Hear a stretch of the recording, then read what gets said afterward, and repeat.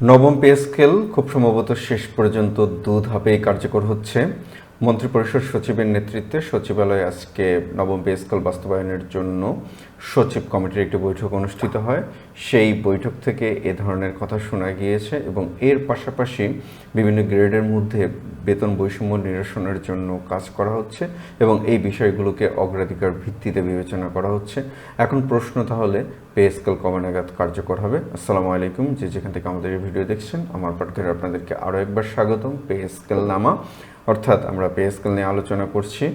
আমরা আগ থেকেই জানতাম যে আজকে অর্থাৎ 24 জুন নবম পে স্কেল বাস্তবায়নের জন্য সচিব কমিটি একটি বৈঠক অনুষ্ঠিত হবে। এর আগে গত 18 জুন একটি বৈঠক অনুষ্ঠিত হয়েছে এবং সেই বৈঠকে নবম পে স্কেল কার্যকর সম্পর্কিত নির্দিষ্ট করে কোনো গুরুত্বপূর্ণ সিদ্ধান্ত আসেনি এবং তখন বলা হয়েছিল যে 24 জুন অর্থাৎ আজকে আরেকটি বৈঠক অনুষ্ঠিত হবে এবং আজকে সেই বৈঠকটি অনুষ্ঠিত হয় এবং সেই বৈঠক থেকে একদম দিন তারিখ ক্ষণ ঠিক করে যে নবম পে স্কেল কবে নাগাদ বাস্তবায়ন হবে সে সমস্ত বিষয়গুলো না জানা গেলেও কয়েকটি বিষয় সম্পর্কে জানা গিয়েছে।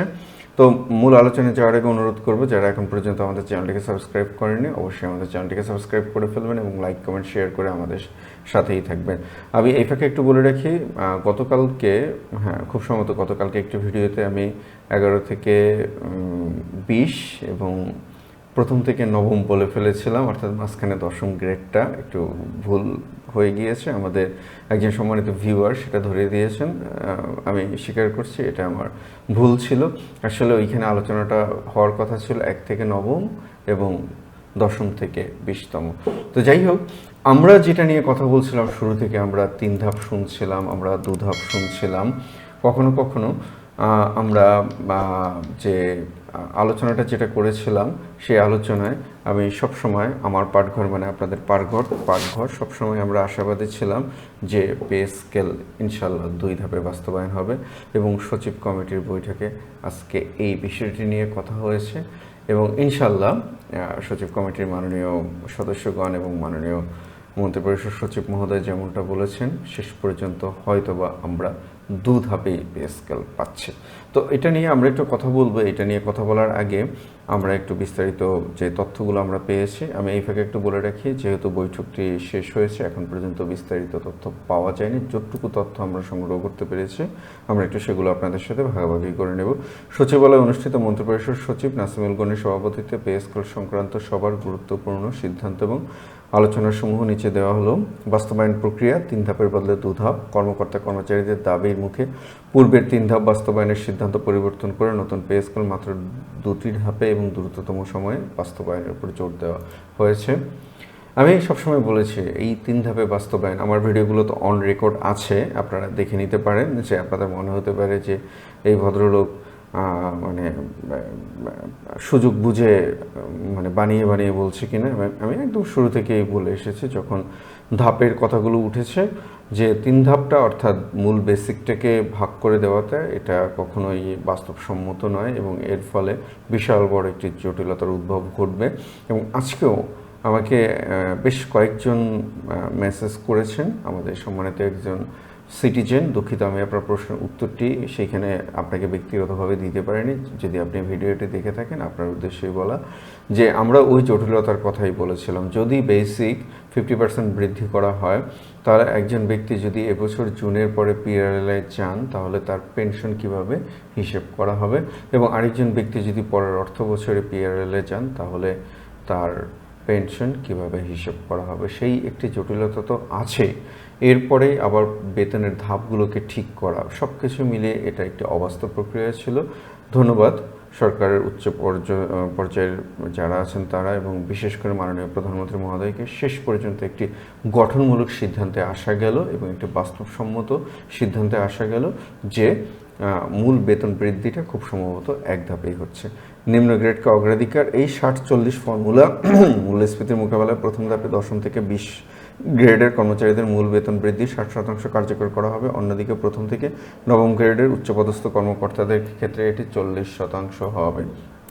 আমি আবারও বলি, এটা একটা অবাস্তব প্রস্তাবনা।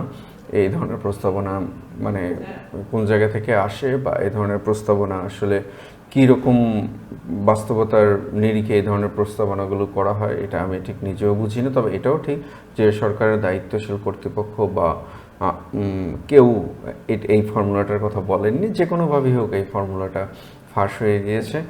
3 ধাপের মতো এই ফর্মুলাটিও একটি অবাস্তব ফর্মুলা।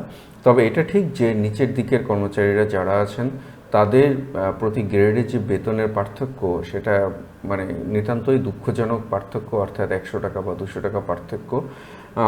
আমার মতে সরকারের উচিত, আমি অনুরোধ করব যে এই ব্যবধানটাকে যেন একটি সহনীয় পর্যায়ে নেওয়া হয়। বেতন বৈষম্য নিরসন, গ্রেড ভিত্তিক, এটা নিয়ে আমরা কথা বলেছি। ভাতা এবং অন্যান্য সুবিধা নিয়ে এগুলো নিয়ে নির্দিষ্ট করে আলোচনা হয়নি, বা আলোচনা হলেও আমি কোনো তথ্য পাইনি। আমি সবসময় মানে আমার পাঠঘর মানে আপনাদের পাঠঘর সবসময় নিশ্চিত না হয়ে কোনো তথ্য দেয় না। আর কারিগরি এবং আইনি জটিলতা, আমরা যেটা বলেছিলাম যে নবম পে স্কেলের বাস্তবায়নের জন্য বেশ কিছু সীমাবদ্ধতা আছে, বা সীমাবদ্ধতা বলবো না, ঠিক বেশ কিছু চ্যালেঞ্জ আছে। প্রথম এই চ্যালেঞ্জগুলো নিয়ে আমরা আগে কথা বলেছি, 4টি চ্যালেঞ্জের কথা বলেছি, যেমন আইন মন্ত্রণালয় ভেটিংয়ের কথা আমরা বলেছিলাম, তারপর বিধি সংশোধনের কথা আমরা বলেছিলাম, তারপরে আইবিএসের বিষয়টি আমরা বলেছিলাম। তো যেহেতু এখন প্রযুক্তি চলে এসেছে এবং সরকারি কর্মকর্তা কর্মচারীদের বেতন, এমনকি যে এমপিওভুক্ত শিক্ষক কর্মচারী যারা মাধ্যমিক এবং উচ্চশিক্ষা অধিদপ্তরের আওতাধীন আছেন তাদের বেতন আইবিএস থেকে হয়, সেক্ষেত্রে আমরা পে ফিক্সেশন যেটি, সেই পে ফিক্সেশনের বিষয়টি অনেক সহজ হয়ে যাবে। আর আইন মন্ত্রণালয়ের ভেটিং যে বিষয়টি আছে সেই বিষয়টি ইনশাল্লাহ খুব দ্রুত সম্পন্ন হয়ে যাবে। তবে এইখানে কথা হচ্ছে যে মাননীয় প্রধানমন্ত্রী মহোদয় এই মুহূর্তে বিদেশ সফরে আছেন। মাননীয় প্রধানমন্ত্রী মহোদয় দেশে না আসা পর্যন্ত হয়তোবা এই বিষয়ে নির্দিষ্ট করে কোনো সিদ্ধান্ত জানা যাবে না। এখন যে প্রশ্নটি যে আসলে কবে নাগাদ আমরা এটা পাবো, দেখুন এটা বলার আগে আমি আপনাদেরকে আবারও অনুরোধ করব, যারা এখন পর্যন্ত আমাদের চ্যানেলটিকে সাবস্ক্রাইব করেননি আমাদের চ্যানেলটিকে সাবস্ক্রাইব করে ফেলুন এবং লাইক কমেন্ট শেয়ার করে অন্যদেরকে জানার সুযোগ করে দিন। সবচেয়ে বড় যে প্রশ্নটি, গেজেট কবে নাগাদ হবে, 3 ধাপ থেকে তো আপাতত 2 ধাপে আমরা পেলাম। তো 2 ধাপে যদি আসে তাহলে সেখানে 60-40 কেন আসবে, ওই বিষয়টা আপনারা সহজেই বুঝতে পারেন। অর্থাৎ সোর্সগুলো বা বিভিন্ন জায়গা থেকে ওই কপি পেস্ট নিউজ, তো এটা যদি 1 ধাপে করা হয় তাহলে তো 50-60 বা 50-50 বা 60-40 এই বিষয়গুলো আর আসবে না। অর্থাৎ 1 ধাপে মূল বেসিক বৃদ্ধি পাবে। এখন মূল বেসিক কতটুকু বৃদ্ধি পাবে, দেখুন আমার যেটা ধারণা, অ্যাজাম্পশন যেটা, সেটা হচ্ছে যে 100% বৃদ্ধি পেতে পারে। যদি 100% বৃদ্ধি পায় আর বিশেষ সুবিধা যদি বাতিল করা হয় তাহলে সেক্ষেত্রে আমাদের নিট বৃদ্ধি গিয়ে দাঁড়াবে 90 থেকে 85%, বা উল্টো করে যদি আমরা বলি 85 থেকে 90%। যেহেতু এখন পর্যন্ত বাজেট পাস হয়নি এবং মাননীয় প্রধানমন্ত্রী মহোদয় তিনি বিদেশে আছেন, খুব সম্ভবত আমরা মাননীয় অর্থমন্ত্রী মহোদয় যেটা বলেছিলেন যে এই মাসের মধ্যে গেজেট প্রকাশিত হবে, সেটা খুব সম্ভবত হবে না। গেজেট প্রকাশিত হতে সময় লাগতে পারে এবং এটা যেহেতু 3 মাসের কথা আমরা শুনছি, তো 3 মাস খুব সম্ভবত 3 মাসে সম্ভব হবে না।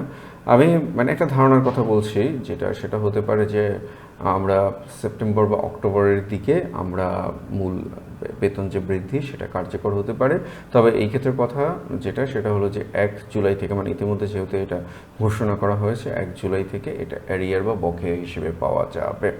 তো সব কিছু মিলিয়ে পে স্কেল নিয়ে আমরা কখনো কখনো আশান্বিত হই, আবার কখনো কখনো আমরা একটু মানে হতাশাগ্রস্ত হয়। তবে আপাতত 3 ধাপ থেকে 2 ধাপের যে বিষয়টা, সেই বিষয়টা আমি মনে করি যে আমাদের জন্য খুবই ভালো একটি খবর।